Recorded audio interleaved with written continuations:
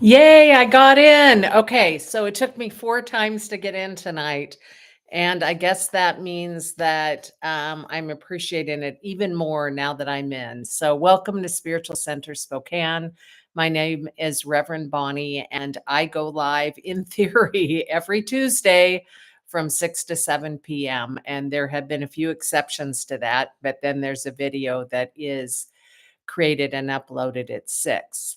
So this is our time and this is our place. So welcome, welcome, welcome. Glad I got in. I'm telling you what. So, in addition to the Tuesday night, 6 to 7 PM Pacific time in the United States, I also send out an email and I write a weekly blog, and those come out also on Mondays. And so if you are not currently subscribing to that, you may decide to. And to sign up, go to spiritualcenterspokane.org. And that's spiritualcenterspokane.org. And there you can also find older blogs that are timeless and very relevant always. So enjoy them. And I'm so glad you're here. So last week, I spoke a lot about awareness and what awareness looks like in our life. And so tonight, I'm going to read a little bit about awareness that I discovered while taking an online class. And then I'm going to read one of my most favorite poems to you that is very thoughtful. And then I'm going to talk about destroying and uncreating your life, which is a part of what Access Consciousness does regularly. And I'm going to read from one of their books because it's quite thought provoking and it's actually really great spiritual practice. But before I do that, I want to share about the conversation I had this last Saturday with Rhonda Britton on KKNW. That's KKNW 1150 AM in Seattle, and I got to be the guest host, and I got to interview Rhonda Britton, who is a dear friend of mine. And she wrote the book maybe 30 years ago or so called Fearless Living. And when it came out, it was revolutionary, and the book went into bestseller status quite quickly. And in it, it had practices that Rhonda did to bring herself back from having experienced tremendous trauma into returning to a place of wholeness, but stronger. And it was a body of work that took off not only across the United States, but across the world. And so she got hired to become the very first reality TV person over in England. And she did a show called Help Me Rhonda. And then she had the first reality TV show in the United States along with a crew, and it was called Starting Over. And that was, I want to say it was on ABC, but it was on one of the major networks. And I apologize if I got the network wrong. And so her work has been very much a part of our culture. And it was so much fun to interview her. And my big takeaway from our conversation was, and I know those of you who have been through trauma can relate to this, especially if it's childhood trauma, is that there was an inner self and an outer self. And the inner self maybe felt shame, embarrassment, maybe some self-hatred, maybe some criticism, maybe a lot of fear. And then there was an external projected self to get through the world. And that self most likely smiled a lot, was pleasing, knew kind of how to play the game in order to make it through one more day.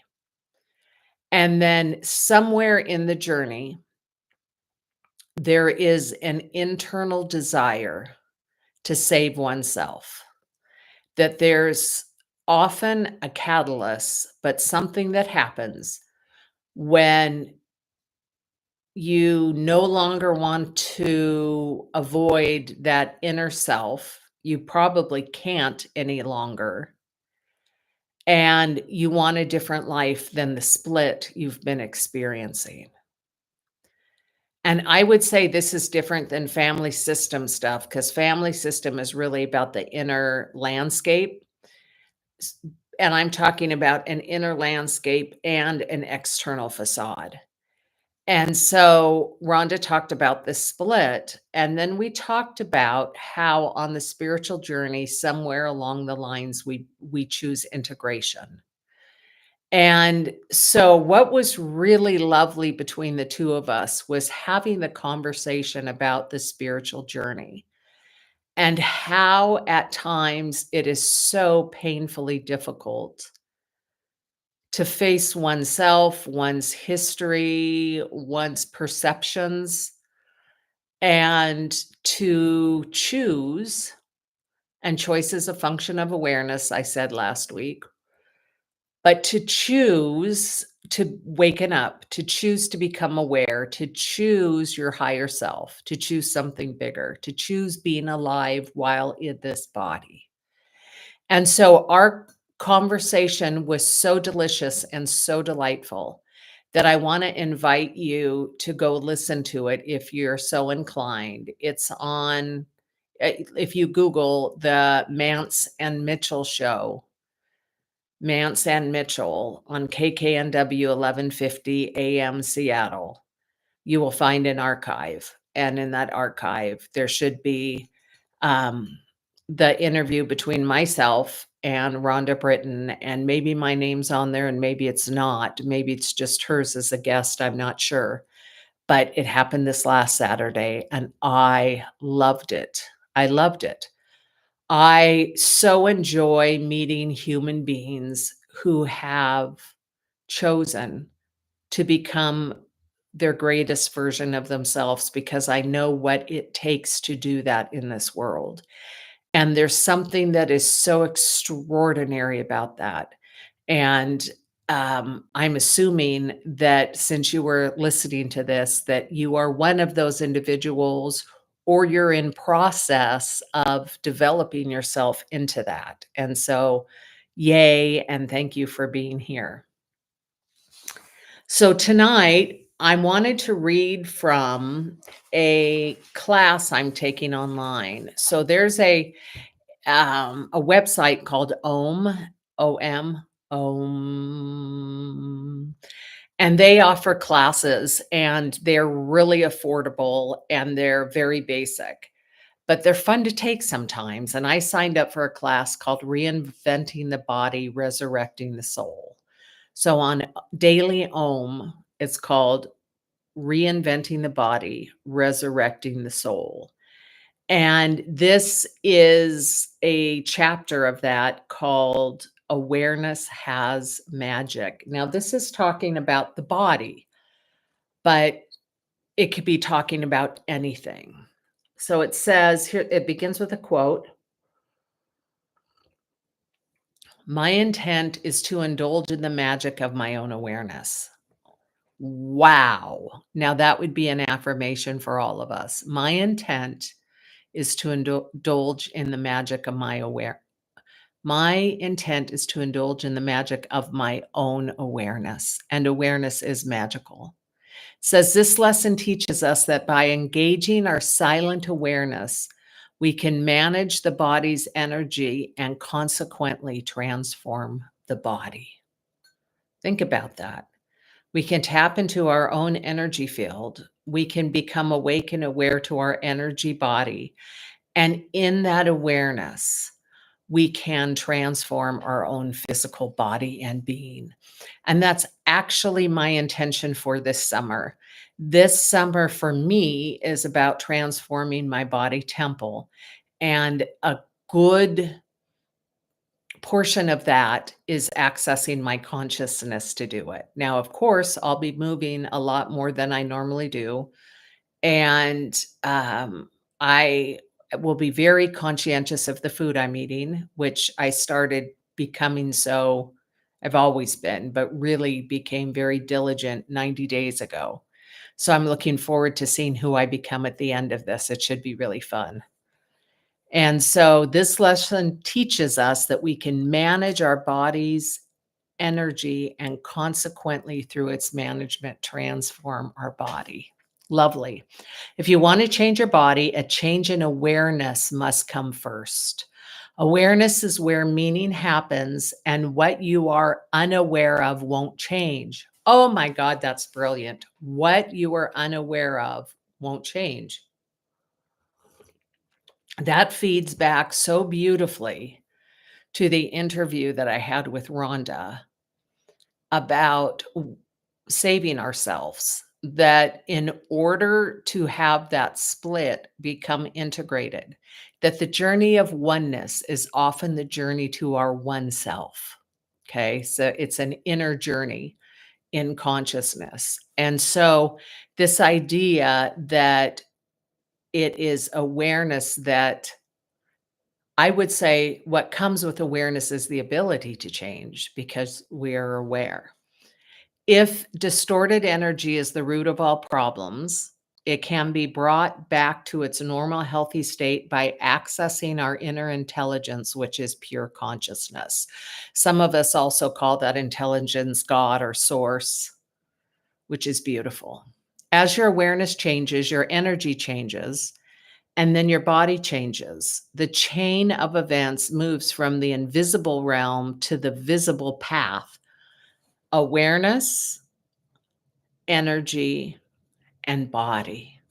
Now, I'm going to stop right there just to underscore how aware I am of my energy field because as an empath, I it's important that I'm aware if my energy is being drained because that can happen in a nanosecond. And so the awareness of what's going on with the energy in my body and consequently when it multiplies, when the energy in my body temple grows, when it multiplies. So that's so lovely. Begins with awareness, then energy, then body. Awareness that is limited by fear, doubt, anger, lack, addiction, insecurity, and judgment is conditioned awareness. Conditioned awareness does not heal the body. It merely repeats the patterns from the past. I became a spiritual advisor 30 years ago. No, more than that. And one of the things I learned immediately was how to see patterns. And people aren't their patterns, but they act their patterns out. And so it's very helpful when, again, awareness is what wakes us up to the patterns that we live in, right? So conditioned awareness does not heal the body. It merely repeats the patterns from the past. In everyone, there's a level of awareness that is not conditioned or lacking, and I call that God. This is your real self. That's what this author calls it, where full awareness is automatically mastered. There we go. So she goes on to say, when you are fully aware, you can center yourself at will. Very true. You are familiar with a place of peace and silence inside. I like to say that you can access your own vibrational center. So all of us vibrate or have our own energetic signature. And when we're awake to that, then we can get back into ourselves. It's like a fit. You aren't divided against yourself by inner conflicts. Now, what's interesting is I am often divided against myself by inner conflicts because I often see multiple sides to everything. And I'm aware that whatever choice I make takes me down a different trajectory. So it can take me a bit before I get clear about what is my step to take. So I see what she's saying there, but it can also go other ways. You can transcend local disturbances and remain unaffected by them. You can see the world from an expanded perspective, and your inner world is organized. Now, that's beautiful. Old conditioning keeps us from being free because time and again we fall into old patterns that run too deep, while our new behavior, the one we wish we could have, has no groove to follow it yet. And remember, I said last week that once we start grooving with the new, then we have the synapses. It's not a vacuum. What's it called? That cleans it up. It's like we have a rotor rooter in our brain, where when we're done behaving one way, that we neurotransmit in new patterns, which is so cool. So she says there's 3 ways to break down our old conditioning, and there's more than that, but these are the 3 she recommends. Reflection. It's taking a look at old habits, beliefs, and assumptions, and we covered that last week.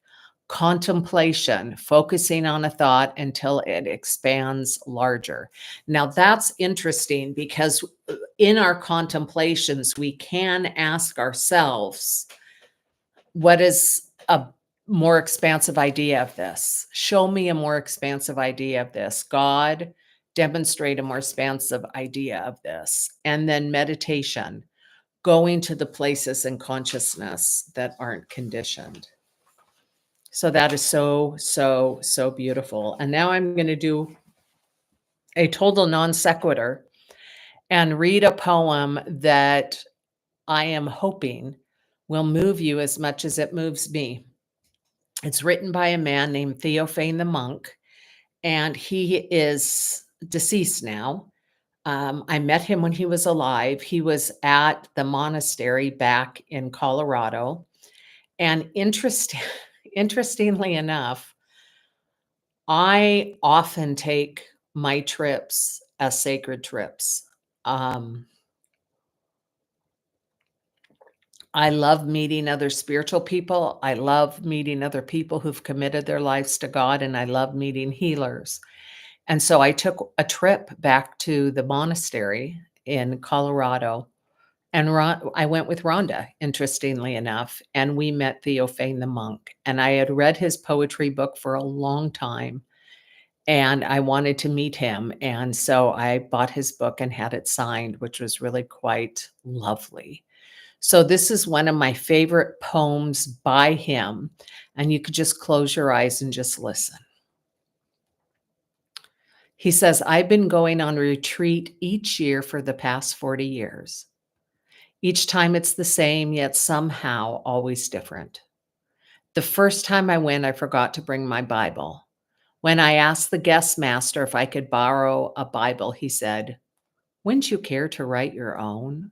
What do you mean? Well, write your own Bible. Something of your own on the order of a Bible. You could tell of a classical bondage and the great liberation, a promised land, sacred songs, a Messiah, that kind of thing. It ought to be much more interesting than just reading somebody else's Bible. And you might learn more.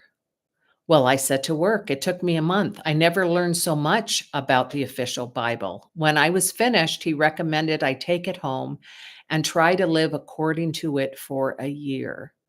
I should keep a journal of my experience, but I shouldn't tell anybody about the project nor show anyone the books.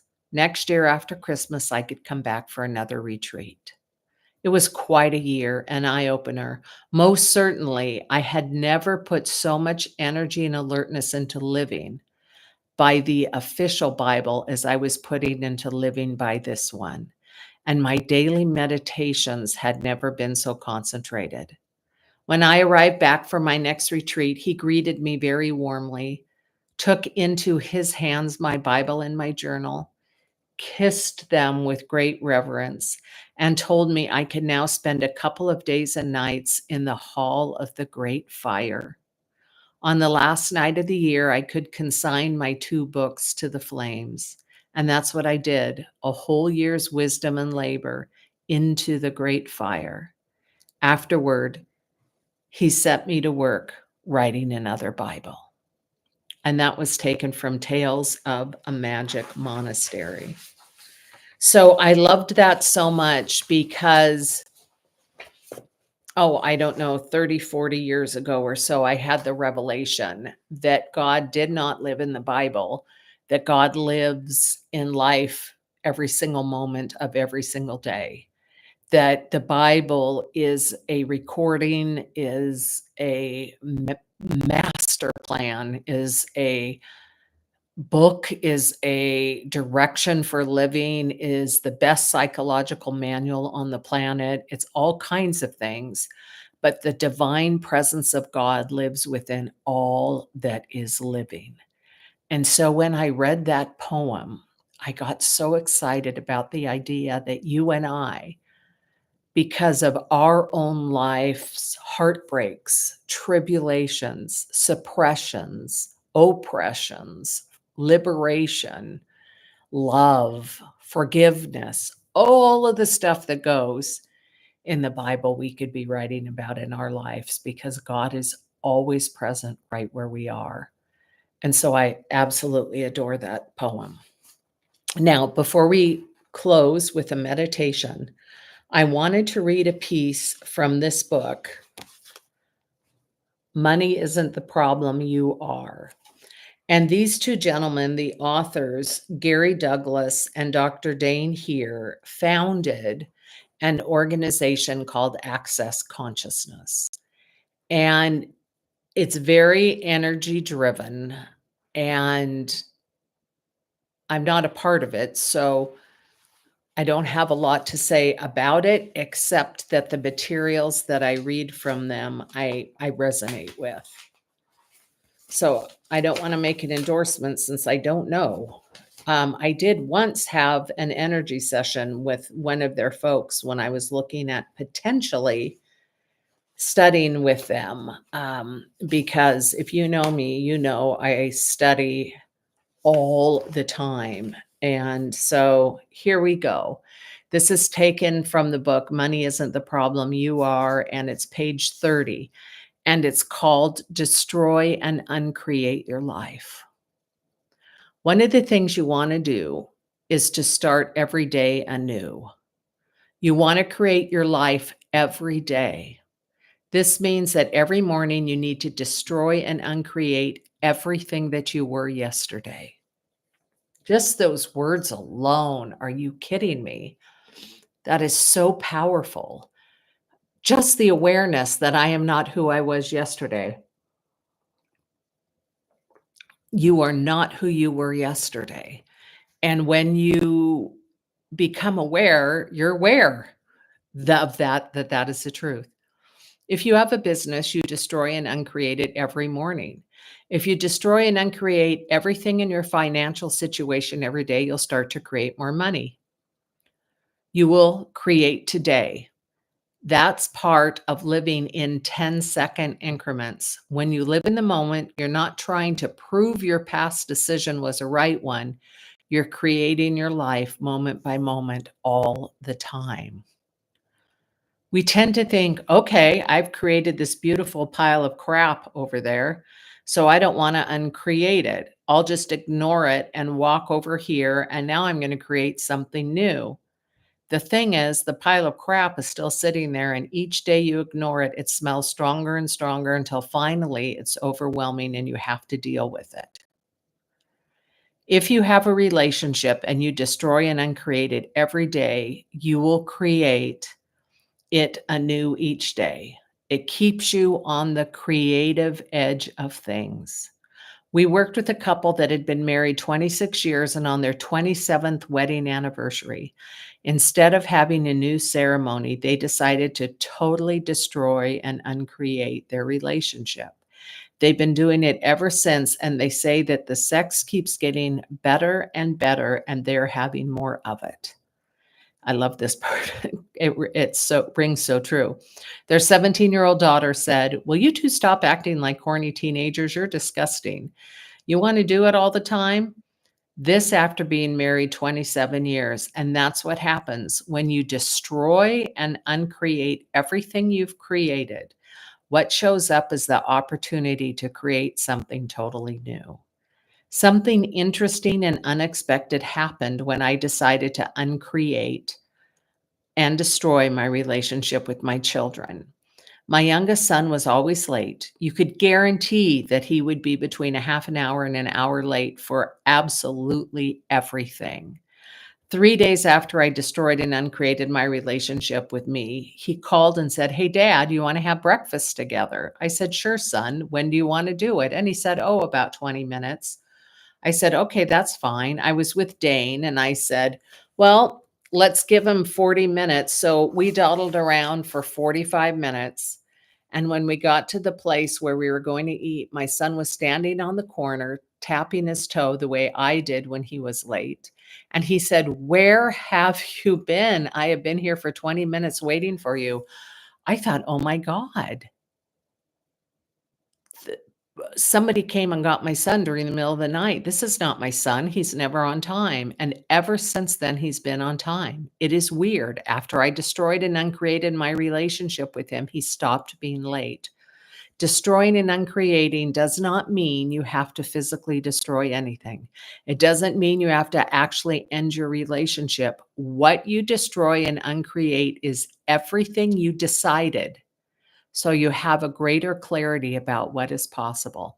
So I would say that what you're uncreating is your own patterns of thoughts, your own judgments about other people, your own um, grooves. You're saying, "This is a new moment. This is a new time. What was isn't anymore."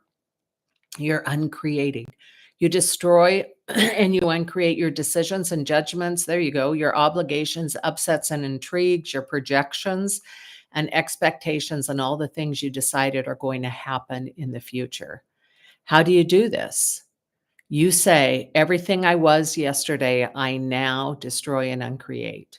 You can destroy and uncreate anything. You can say, "Everything my relationship was yesterday, or my business, or my financial situation, I now destroy and uncreate." Oh, phew. So let's just ponder that for a moment. I've said a lot tonight. I talked about awareness. I talked about us creating our own Bible based upon our life, or in other words, recognizing the divine presence of a live God, and how powerful it is then to make the decision that I am not going to bring my past into the now moment. I'm not going to bring my past into the future.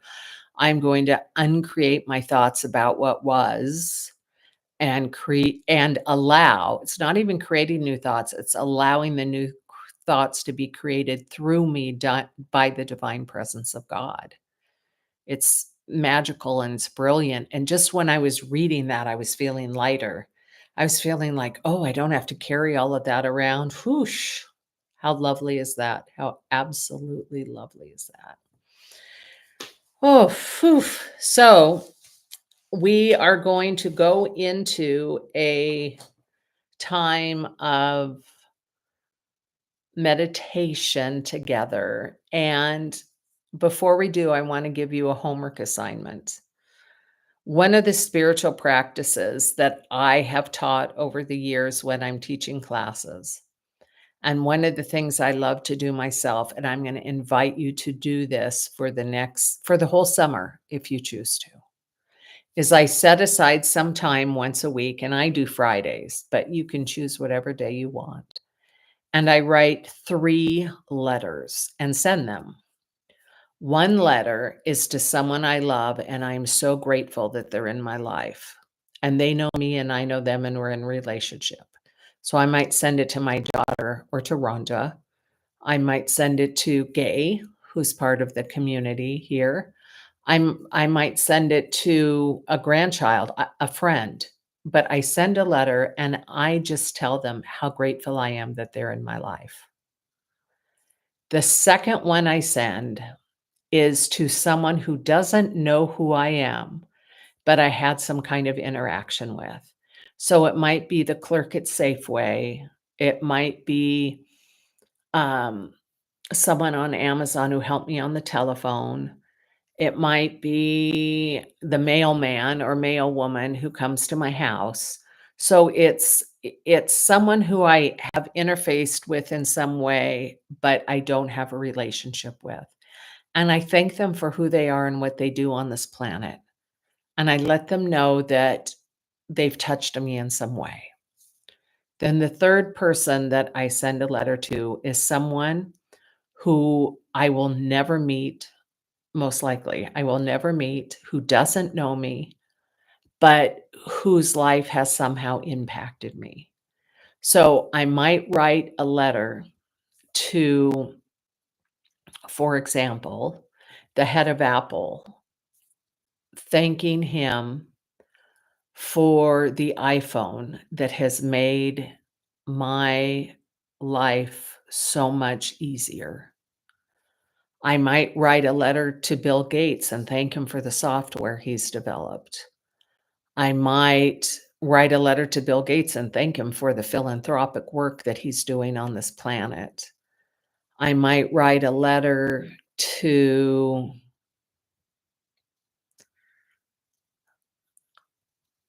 someone who I get news from and who who has impacted me in some way. I might write a letter to someone online. And I try to do physical letters with stamps. It could be an email, it could be a text, but I try to do physical letters with stamps. And I know I will never get anything back from this person. I know that I'm simply putting out into the universe the gratitude that I have. And after doing that, if you do it all summer, so you would be doing 12 times. If it's 3 months times 4, 12, 13, 14 times, that helps change how you show up in the world, and it leaves behind some good. So, I just invite you to consider that to do and to share your information with the community on our Facebook page or here on YouTube, and share the information on what it's like to do that assignment, because for me, it has been super powerful. All right, so let's go into a meditation together. My inclination today is to spend quite a bit of time in silence. And as we do, I just invite you to allow yourself to receive the energy coming through the computer to you. And I invite you to experience just the divine presence of God right where you are. So you know you're not meditating alone and that two or more consciousness is present. So let's go ahead and close our eyes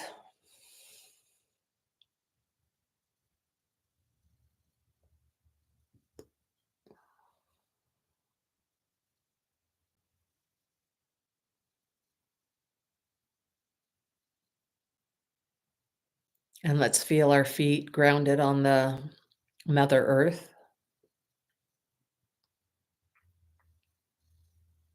And let's really feel our feet on the ground. Let's feel the energy from the earth coming up into and through our feet. And let's feel the symbiosis that happens between our physical body and earth.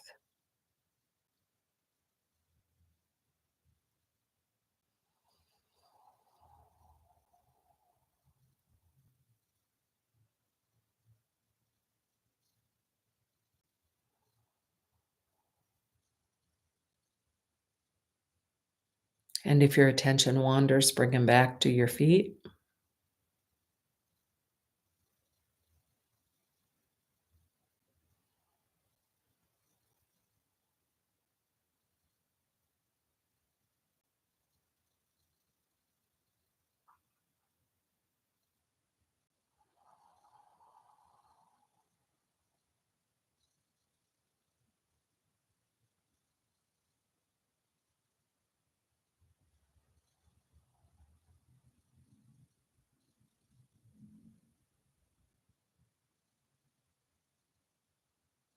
And if your energy wanders, bring them back to your feet.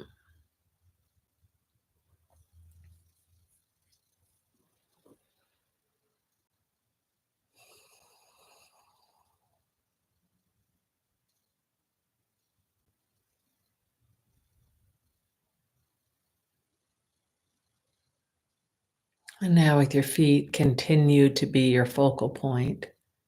Just allow yourself to slow down your breath. Take as big of an inhale as you can, just nice and gently, with your attention on your feet.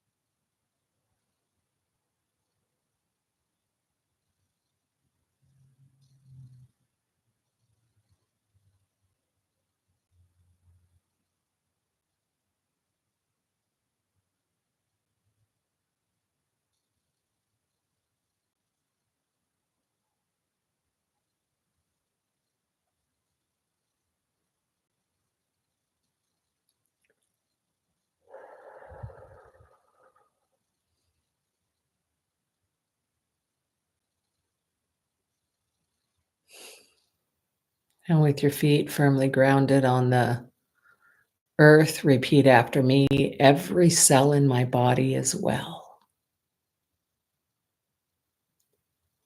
Every cell in my body is well. Every cell in my body is well.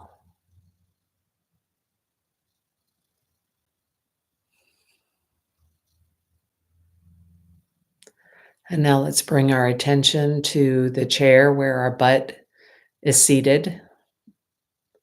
And just as we felt the energy from the earth come up through our feet, let's feel the energy of the chair that we're seated upon and where our butt meets it. So just as our feet met the earth, we're going to feel where our butt meets the chair and place our attention there, right where the two become one.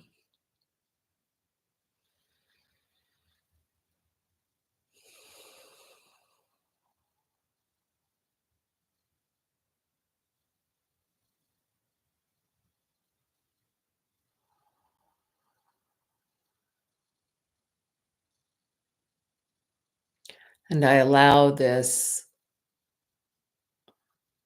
feeling to remind me that I am fully and completely supported, that the ground supports me as I walk and my feet are on it, and that the seat supports me as I sit. And sometimes I say to myself, this is evidence that I am supported in all ways by divine presence.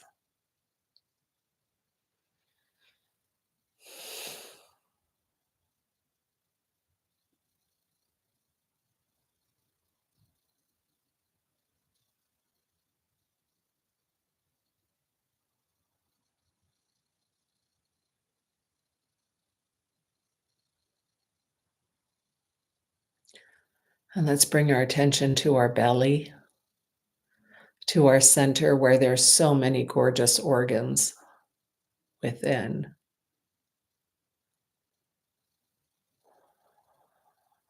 that are supporting our well-being.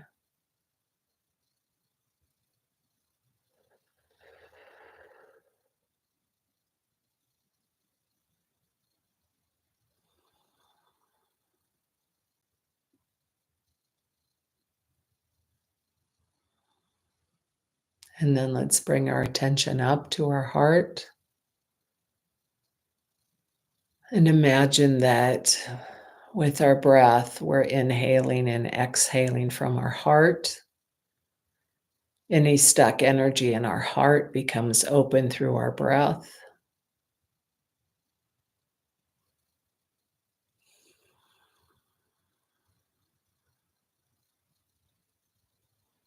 I feel the back open and the front both. And I bring my attention up to my throat.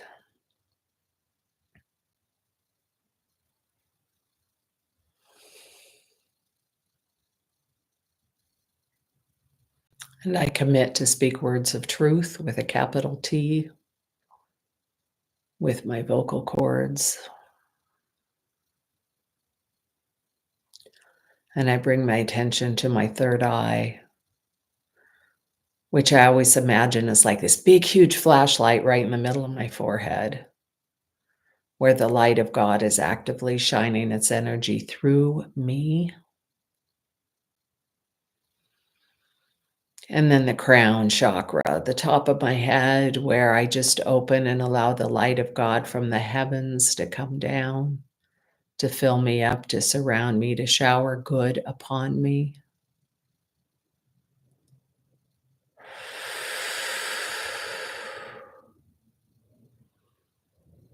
So now let's just enter in some silence together.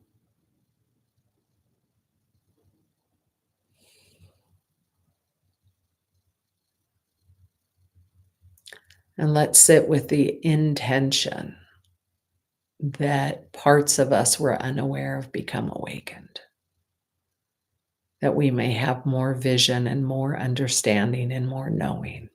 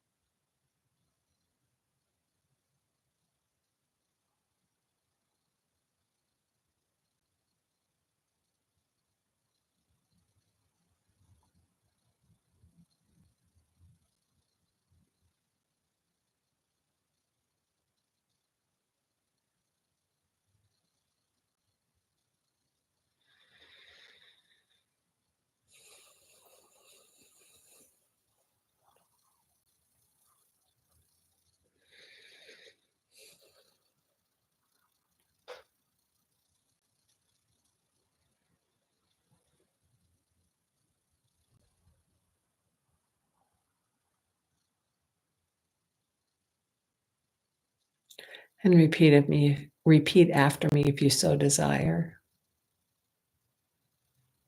I feel the unconditional love of God the good now.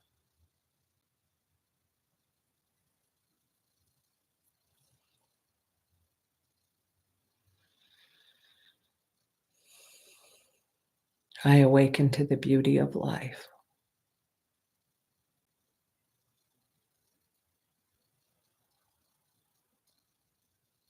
All of the cells in my body are well.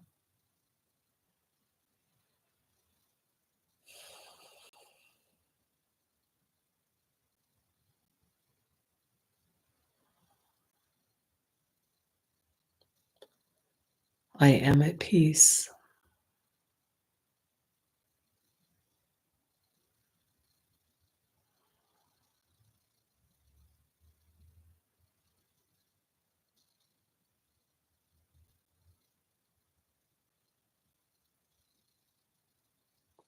I celebrate God's love as my love now.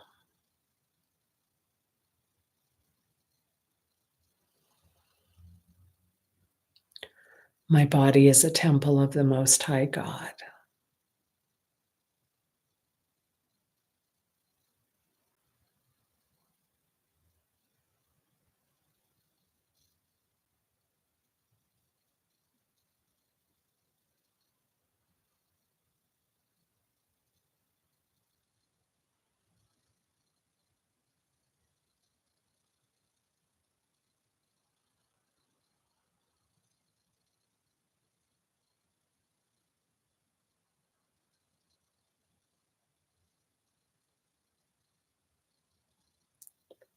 I destroy and uncreate my thoughts from yesterday, my thoughts from 10 minutes ago. I open to the presence of God, thinking new thoughts through me, high thoughts through me, love thoughts through me.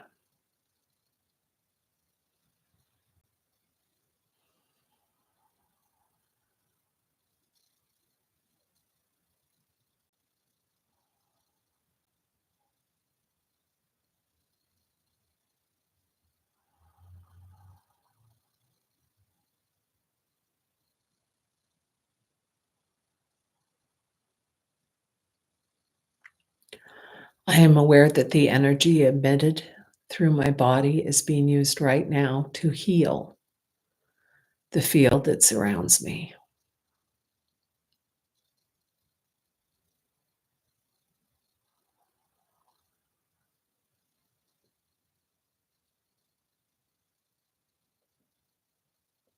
I am aware that my field is being fortified, amplified, magnified.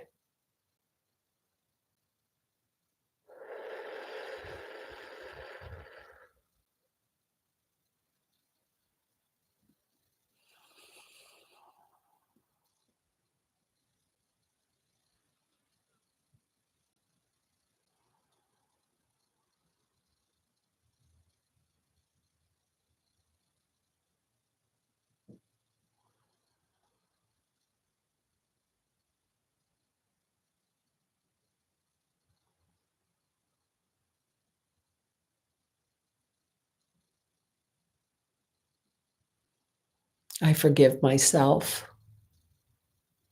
for anything that has harmed or destroyed or disturbed my field.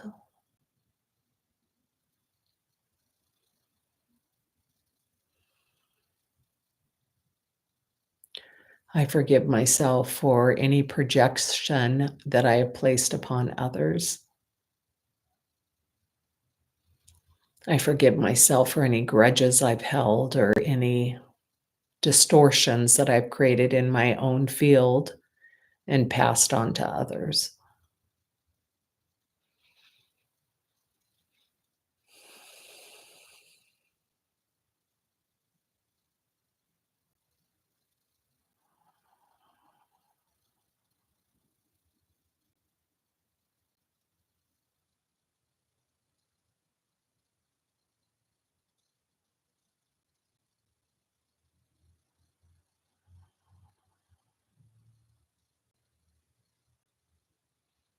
I bless each and every person who I interfaced with today, known or unknown, cars I drove by, people I walked by.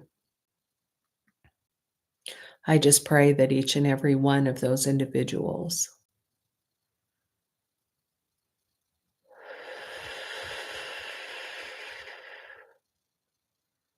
is aware of the divine presence of love in which they live, move, and have their being.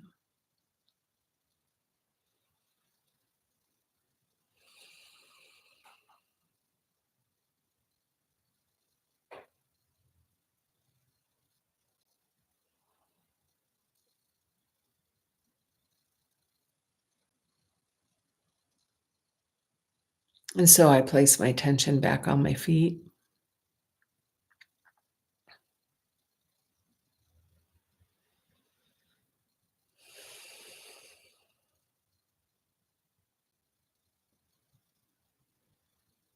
And I give thanks that the presence of God has shown itself to me again today, that God's goodness and God's glory and God's love that is ever present has reflected itself back to me, that I may be awake and aware of this magical experience called life.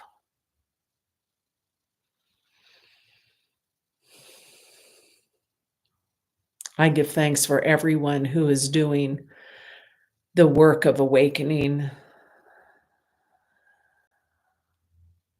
I bless each person as they go about their life journey of blooming and blossoming and sharing and exploring and all of the good work that they do in the name of all that is holy.